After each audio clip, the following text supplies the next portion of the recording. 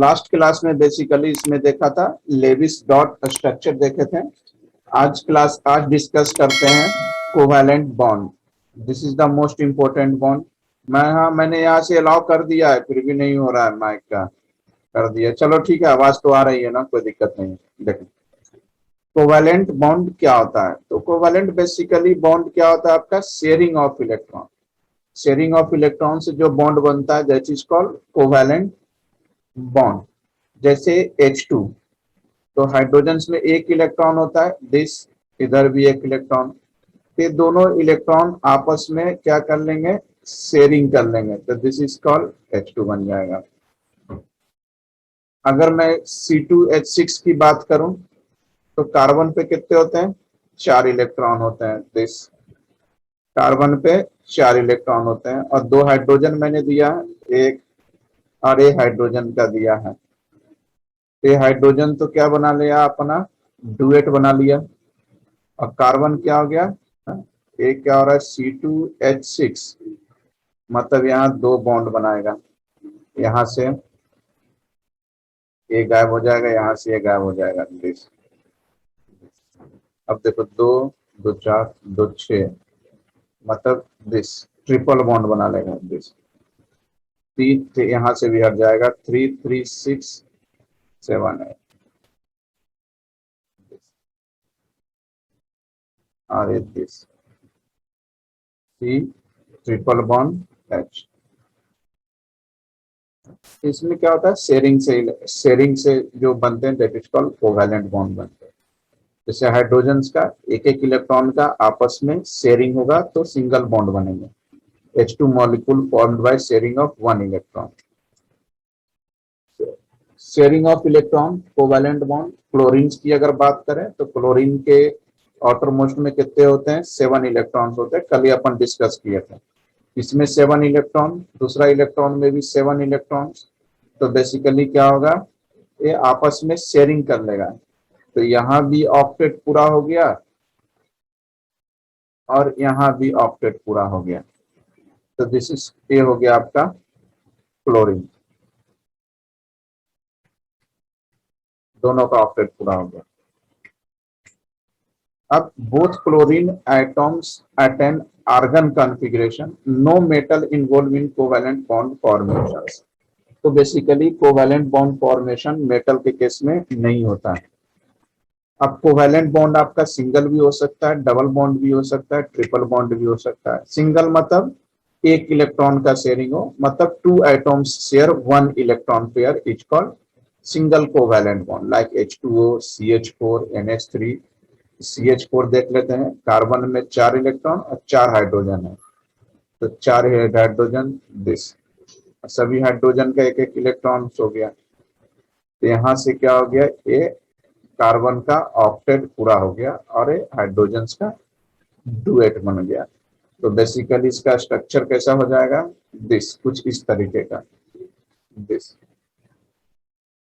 तो आप किसी का भी निकाल सकते हैं। अगर मैं अमोनिया की बात करूं तो अमोनिया में नाइट्रोजन का कितना हो जाएगा, बेसिकली 3 इलेक्ट्रॉन, 1 2 3।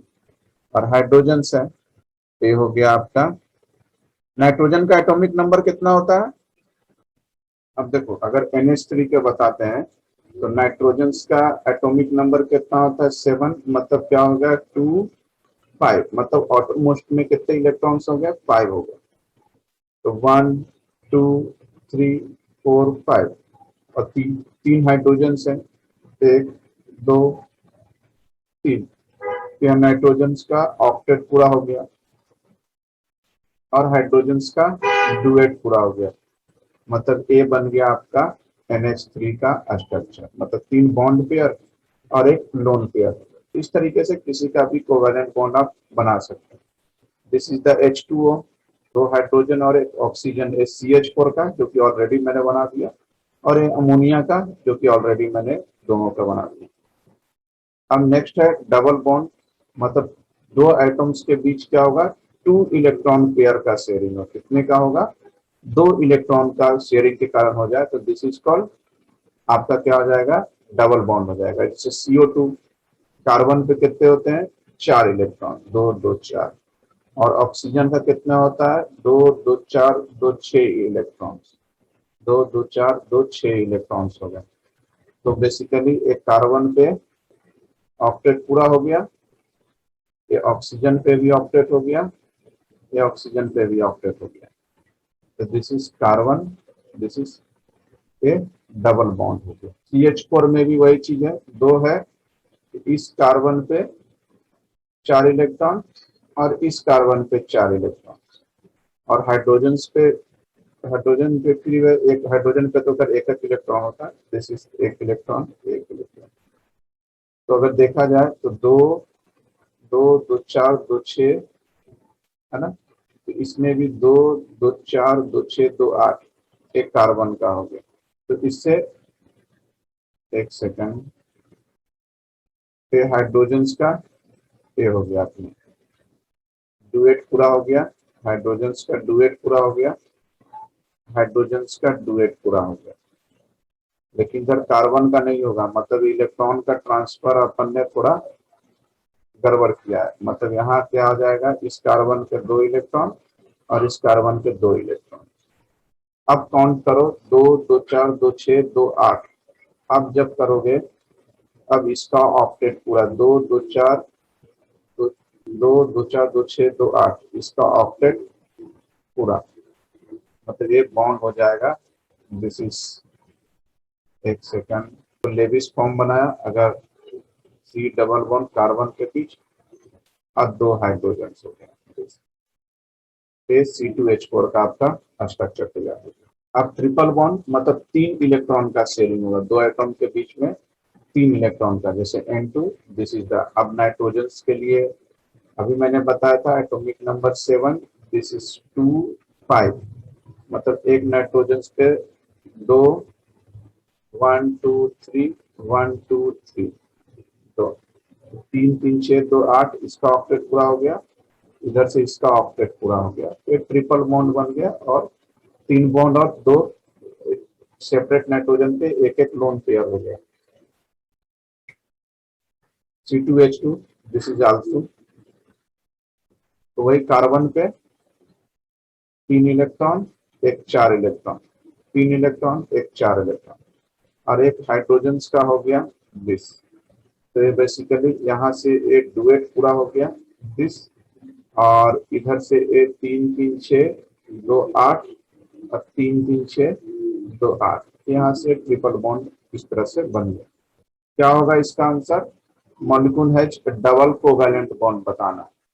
तो डबल कोवैलेंट बॉन्ड आपको बताने के लिए सबके एटॉमिक नंबर से आपको लिखना पड़ेगा। हाइड्रोजन के लिए 1 इलेक्ट्रॉन होता है, तो यहाँ डबल बॉन्ड होगा नहीं।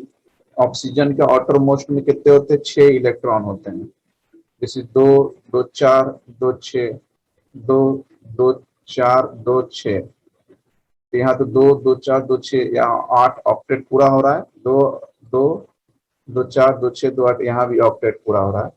मतलब डबल बॉन्ड का क्या हो जाएगा, आपका ऑक्सीजन का हो जाएगा this. This is the final answer. इस तरह से आपको बना के देखना पड़ेगा। A covalent bond is formed between the atoms of, covalent bond basically किसके बीच बनता है, नॉन मेटल के बीच में, क्योंकि मेटल और नॉन मेटल के बीच तो बनेगा नहीं ना, क्योंकि मेटल और नॉन मेटल आ जाएगा तो वहाँ आयनिक बॉन्ड आ जाएगा, और सिर्फ मेटल के बीच बनेगा तो मेटालिक बॉन्ड हो जाएगा, और नॉन मेटल के बीच ही केवल कोवैलेंट बॉन्ड बनते हैं।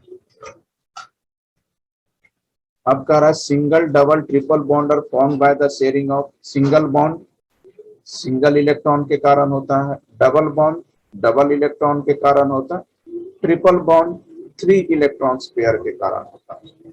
तो answer should be this 1 2 3 electron pairs, या 2 4 6 भी हो सकता है, क्योंकि 2 का मल्टीपल है ना, यहाँ 2 2 दूनी 4 3 दूनी 6, इसलिए 2 4 6 हुआ, 2 का मल्टीपल है। Which type of bond is present in N2 molecules में कौन से बॉन्ड होते हैं, ये भी आप निकाल सकते हैं। नाइट्रोजन का एटॉमिक नंबर 7, दिस इज 2 5, तो नाइट्रोजन कितने हैं, 2 नाइट्रोजन है, 3 इलेक्ट्रॉन 4 5, 3 इलेक्ट्रॉन 4 5, तो 3 2 5। अब बोले सर अब आपको कैसे पता चला कि ये 3 इलेक्ट्रॉन का 3 इलेक्ट्रॉन आप इधर हो जाएगा, दो इलेक्ट्रॉन करेंगे तो भी तो बॉन्ड बन ही जाएगा। तो आपको कैसे पता चला 3? देखो नाइट्रोजन के क्या 5 इलेक्ट्रॉन है, इसको ऑक्टेट पूरा करने के लिए क्या चाहिए, 3 इलेक्ट्रॉन चाहिए। मतलब ये 3 इलेक्ट्रॉन के साथ शेयरिंग करेगा, इसलिए मैंने इसको यहाँ इस तरह से लिया। एक 8 हो गया और 3 3 6 2 8 हो गया। This answer should be A triple bond. एक सेकंड रुक जाओ। अब लिमिटेशन ऑफ ऑक्टेट रूल। अब क्या रहता है कि बहुत सारे मेटल के केस में ऑक्टेट पूरा भी नहीं होता है, फिर भी बॉन्ड बन जाते हैं। तो ऑक्टेट रूल का लिमिटेशन क्या होता है, बेसिकली कुछ एक्सेप्शन है। Incomplete octet rule of the central atom. अब जैसे एक second, the incomplete octet rule of, जैसे देखो, in some compound the number of electron surrounded the central atom is less than 8। मैंने प्रीवियस क्लास में भी बताया था मैंने कि सेंट्रल एटम्स पे क्या होता है कि सेंट्रल एटम पर क्या होता है कि 8 इलेक्ट्रॉन से कम होते हैं, फिर भी ऑक्टेट नहीं बन पाते हैं, फिर भी बॉन्ड फॉर्मेशन होता है। This is specially case of element having less than 4 valence electron, जैसे लिथियम क्लोराइड, बेरिलियम हाइड्राइड, और दिस इज BCl3। इसमें देख रहे हो कि 2 ही इलेक्ट्रॉन्स हैं, इसमें भी 2 2 इलेक्ट्रॉन्स का ही हो रहा है। मतलब इसमें बेरिलियम पे 2 2 4 हुआ, इसमें भी 2 हुए, इसमें बेरिलियम पर कितना, तो 2 2 4 2 6 ही इलेक्ट्रॉन हो रहा है, फिर भी बॉन्ड फॉर्मेशंस होते हैं। तो ये सब ऑक्टेट रूल का एक्सेप्शंस है। लिथियम बेरिलियम बोरॉन पे क्या हो रहा है, 1 electron 2 electron and 3 valence electrons केवल हो रहा है। और भी बहुत सारे कंपाउंड है जो कि ऑक्टेट रूल को फॉलो नहीं करते, जैसे AlCl3 और BF3। तो ये आप खुद भी निकाल के देख सकते हो, एल्यूमिनियम और दिस। ऑड इलेक्ट्रॉन्स मॉलिक्यूल की बात करते हैं। In molecule with odd number of electron like nitric acid and nitrogen dioxide.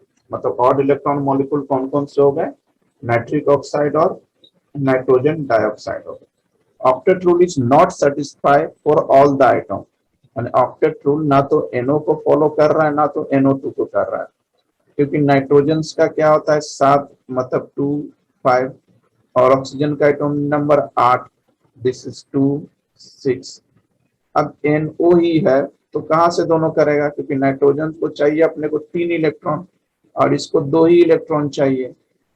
तो बेसिकली नाइट्रोजन के लिए 2, ऑक्सीजन 2 2 4 2 6, और यहाँ हो जाएगा 3 2 2 4 2 6 2 8। ऑक्सीजन पे तो 8 हो रहा है, लेकिन 3 4 5 6 7, नाइट्रोजन पे क्या हो रहा है, 7 ही हो रहा है। ऑक्टेट रूल को फॉलो नहीं कर रहा। एक्सपांड ऑक्टेट और एक्सीडेड ऑक्टेट। अब ऑक्टेट रूल को और आगे जाके एक्सपांड किया गया। अब जैसे element of the 4th period of the periodic table, 4th periodic table का जो 4th पीरियड है, तो 4th पीरियड का एलिमेंट बेसिकली कितना से होता है, पोटासियम वाला, पोटासियम कैल्शियम, क्योंकि इसमें डी ब्लॉक शुरू हो जाता है। फिर यहाँ से क्या है, डी ब्लॉक यहाँ से हो जाता है, और उसके बाद फिर यहाँ पर आपका this is gallium, germanium, arsenic, silicon वगैरह सारे एलिमेंट्स है। पीरियोडिक टेबल है apart from NS and NP electron there are N minus BD, वही मैंने बताया d ऑर्बिटल शुरू होता है। and in case of D block ND orbital in the case of P block element available for bonding के लिए D orbitals भी available होते हैं। in some compound the central atom has more than octet। कुछ compound में क्या होता है, सेंट्रल एटम पे 8 से भी ज्यादा होते हैं, तो this is term as the expanded octet बोलते हैं इसको। अब सम मॉलिक्यूल एक्सीडेड ऑक्टेट, जैसे कुछ एग्जांपल है SF6, PCl5, IF, HCF2, HCF4, HCF6 and HCO4।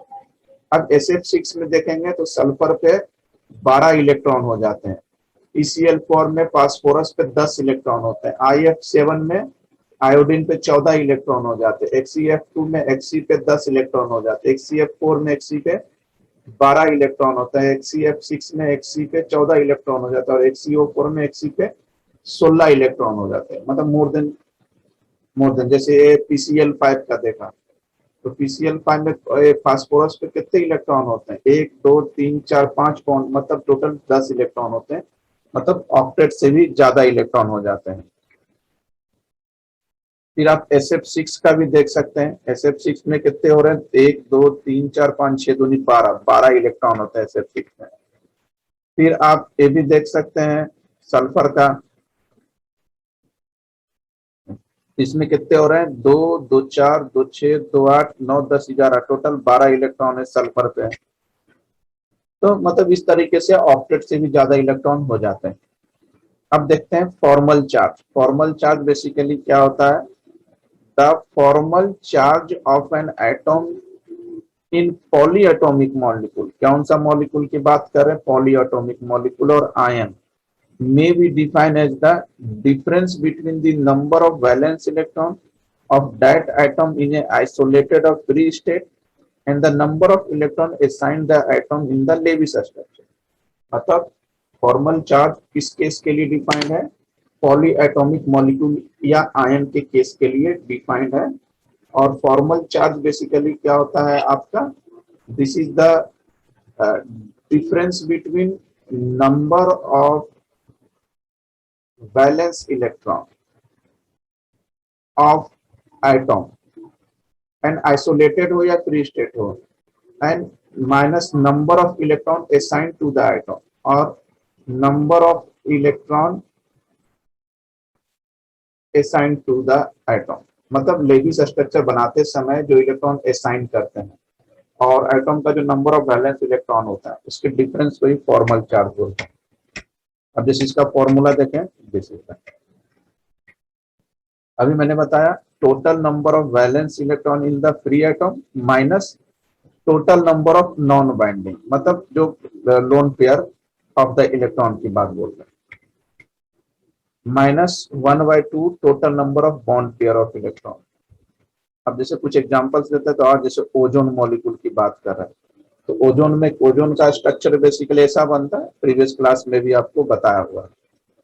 अब फॉर्मल चार्ज अगर ऑक्सीजन के देखा जाए 1, तो 1 कैसे निकला, 6 - 4, तो 6 क्या होता है इलेक्ट्रॉन बॉन्ड और 4 क्या होता है लोन पेयर, 1 2 है ना, 1 2 3 4 4 लोन पेयर और 6 ऑक्सीजन का वैलेंस इलेक्ट्रॉन बेसिकली क्या होता है 8 होता है ना, तो 2 6 वैलेंस इलेक्ट्रॉन 6, तो वैलेंस इलेक्ट्रॉन और माइनस लोन पेयर क्या है फर्स्ट पे, 2 2 4 4, 6 - 4 -1/2, इसको सॉल्व कर लेंगे तो इस पे आ जाएगा आपका this is 0, this is the valence electron, यहाँ आपका मिल गया,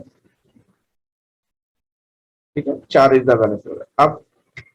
अब किस पे निकालते हैं, 2 नंबर पे निकालते हैं, तो इसमें भी 6 होगा, 6 - 2 हो जाएगा क्योंकि वैलेंस इलेक्ट्रॉन सेकंड पे क्या है 2 है, -1/2 इंटू 6 हो जाएगा। ये देखो फॉर्मूलाज क्या लिखा था मैंने, अगर एक बार मैं फॉर्मूला अगर आपको मैं बता दूं, this is the total number of bond pair of electron, 1/2 into total number of bond pair. तो इसमें बॉन्ड पेयर कितने बना रहते हैं 4, और इसमें बॉन्ड पेयर कितने 6, 1 2 3 4 5 6, 6 टोटल बना रहते हैं। इसको सॉल्व करेंगे तो आ गया +1।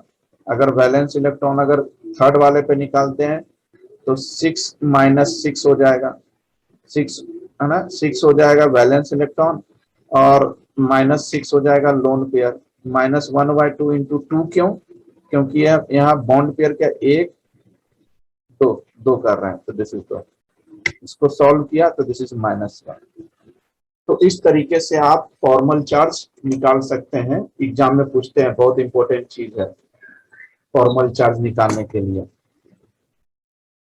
तो फॉर्मल चार्ज निकालने के लिए आपको स्ट्रक्चर्स लिखना पड़ेगा पहले, दिस इज पॉजिटिव्स, तो सेंट्रल पे 1 पे कितना है, इस पे तो 0 ही आ गया, 2 नंबर पे प्लस चार्ज है और इसमें माइनस चार्ज है, तो याद रखना बहुत इंपॉर्टेंट टॉपिक्स है फॉर्मल चार्जेस। तो अब नेक्स्ट क्लास में देखेंगे अपन रेजोनेंस, रेजोनेंस का कंसेप्ट नेक्स्ट क्लास में, चाहे अभी नहीं, इसको देख ही लेते हैं, रेजोनेंस का, रेजोनेंस भी पार्ट कंप्लीट कर लेते हैं, फिर फिजिक्स पे आ जाएंगे।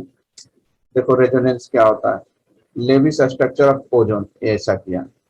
रेजोनेंस का मतलब देखो, चार्ज का शिफ्टिंग हो जाता है, चार्ज शिफ्टिंग हो जाता है और बॉन्ड भी शिफ्ट हो जाता है। जो पहले सिंगल बॉन्ड था वो डबल हो जाएगा, और डबल हो जाएगा और सिंगल हो जाएगा, और चार्ज का भी शिफ्टिंग हो जाता है। That is called resonance. या बोल सकते हैं कि रेजोनेंस का क्या होता है कि अ, एक से ज्यादा स्ट्रक्चर्स हो जाते हैं, एक से ज्यादा स्ट्रक्चर हो जाता है by the shifting of bond and charges.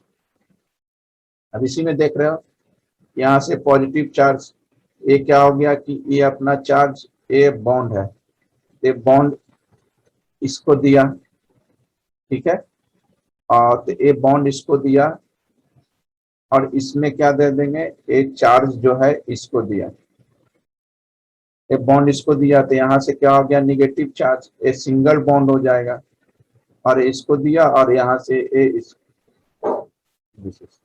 तो ये निगेटिव चार्ज हो गया, ये सिंगल बॉन्ड हो जाएगा, ये इसको दिया तो डबल बॉन्ड हो जाएगा, और ये आपका पॉजिटिव के पॉजिटिव ही रहेगा। इसमें तो कुछ ज्यादा, इसमें कुछ फर्क हुआ नहीं। इस तरीके से ट्वेल्थ में रेजोनेंस और ज्यादा डिटेल में पढ़ना अपने को। रेजोनेटिंग स्ट्रक्चर वन, और this is resonating structure. Resonating structure या इसको बोलते हैं कैनोनिकल फॉर्म्स, कैनोनिकल फॉर्म या कंट्रीब्यूटिंग स्ट्रक्चर बोलते हैं इसको। This is oh, this the resonance hybrid. तो this is the more energy, और ये अनस्टेबल होता है, और जो ये बना अपना रेजोनेंस हाइब्रिड बना, this is the less energy more stable. और जो देखो, जो बॉन्ड फॉर्मेशन में जो एनर्जी का लॉस हुआ ना, that is called resonance energy. Resonance hybrid जो हुआ ना, बीच का हुआ, ये फर्स्ट और सेकंड के बीच का हो गया। अब CO3 माइनस कार्बोनेट आयन का देखते हैं। अब फॉर्मल चार्ज इसमें निकालना है, कार्बन पे निकालना। तो कार्बन का वैलेंस इलेक्ट्रॉन 4 हुआ, 4 माइनस इस पे लोन पेयर 0, क्योंकि इस पे तो एक भी है ही नहीं ना लोन पेयर, 0।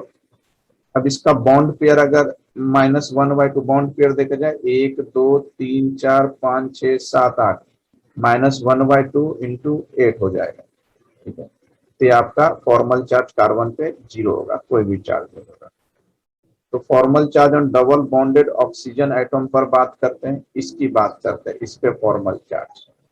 तो वैलेंस इलेक्ट्रॉन तो 6 हो गया, और ये 2 लोन पेयर दिया हुआ है, तो 6 माइनस 4 हो गया, -1/2, और बॉन्ड पेयर कितना है, 1 2 3 4, -1/2 इंटू 4, यहाँ हो गया आपका 0।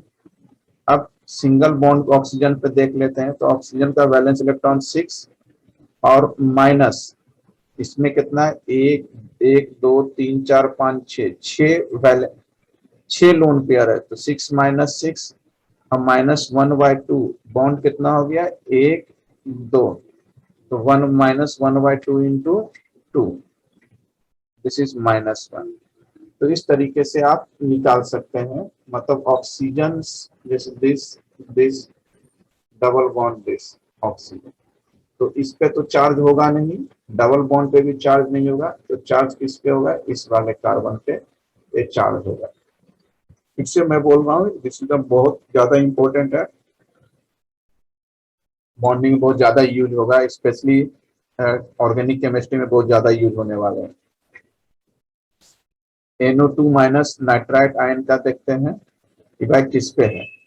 अगर मैं इस नाइट्रोजन पे देखूं, तो नाइट्रोजन के कितने होते हैं, बेसिकली 7 2 5, 5 होते हैं, तो इसको हो गया 5, माइनस लोन पेयर कितना है, 2, -1/2 इंटू, अब इस नाइट्रोजन का बॉन्ड पेयर कितना है, 1 2 3 4 5 6, 20, 2 3 जा, तो ये हो गया 0 हो गया। अगर इस ऑक्सीजन पे देखें, तो ऑक्सीजन कितना होता है, 6, और इसमें लोन पे 1 2 3 4 5 6, -1/2, बॉन्ड कितना है इसका, 1 1 2, 2 से 2, इस पे भी 0 हो गया। और अगर मैं इस पे निकाल लूं तो ऑक्सीजन का तो 6 minus lone pair 4 minus 1/2 bond pair 1 2 3 4, this is 4, 2 2 जा 4, 4 2 6, मतलब इसमें सारे के ऊपर फॉर्मल चार्ज क्या हो गया, 0 हो गया। दिस इज, है ना। इस पे 6 एक गड़बड़ क्यों हो गया, ऑक्सीजन सिंगल बॉन्डेड ना, सिंगल बॉन्डेड पे 2 2 4 2 6, 6 - 6 और -1/2 इंटू 2, 2 से 2, अरे हाँ सॉरी यहाँ 1 हुआ ना, तो ये 6 - 6 तो गया ना, 6 - 6, तो यहाँ बेसिकली क्या हो रहा था, -1 हो रहा था, सही है। तो फॉर्मल चार्ज के बहुत सारे क्वेश्चन बता दिए। अब बताएं इसका क्या होगा answer, number of valence electron phosphorus in P5, valence electrons 5 bond बना रहा है तो दिस इज 10 हो जाएगा, 5 दूनी 10, अभी मैंने बताया था। Number of valence electron in H2SO4 in sulphur, तो 4 ऑक्सीजन और 2 हाइड्रोजन, दिस इज 12, 12 हो जाएंगे। Formal charge of nitrogen atom in NO2, ये अभी मैंने बताए थे, this is 0। Formal charge of any NH4 plus में इसका +1, निकाल के देख सकता है, अभी मैंने निकाल के बताया था, ये 4 हाइड्रोजन है इसमें, दिस 4 हाइड्रोजन है। और नाइट्रोजन के होते हैं कितने इलेक्ट्रॉन्स होते हैं, बेसिकली 2 5 5 इलेक्ट्रॉन्स होते हैं और 1 इलेक्ट्रॉन लूज कर गया, तो बेसिकली क्या होगा इसमें, नाइट्रोजन के 5 माइनस लोन पेयर कितने हो जाएंगे इसमें आपका, 1 2 3 4 0, और -1/2 इंटू, अब इसमें 2 2 4 2 6 2 8, तो 2 2 4 जा, और 5 में से 4 गया, 5 - 4, दिस इज 1 ना। इस तरह से प्लस चार्ज ये बता रहा है कि 1 इलेक्ट्रॉन लूज किया, तो नाइट्रोजन में तो 5 इलेक्ट्रॉन होते हैं, लेकिन 1 इलेक्ट्रॉन लूज हो गया तो 4 ही बचा। इस तरीके से आप स्ट्रक्चर बना सकते हैं और स्ट्रक्चर से फिर फॉर्मल चार्ज निकाल सकते हैं।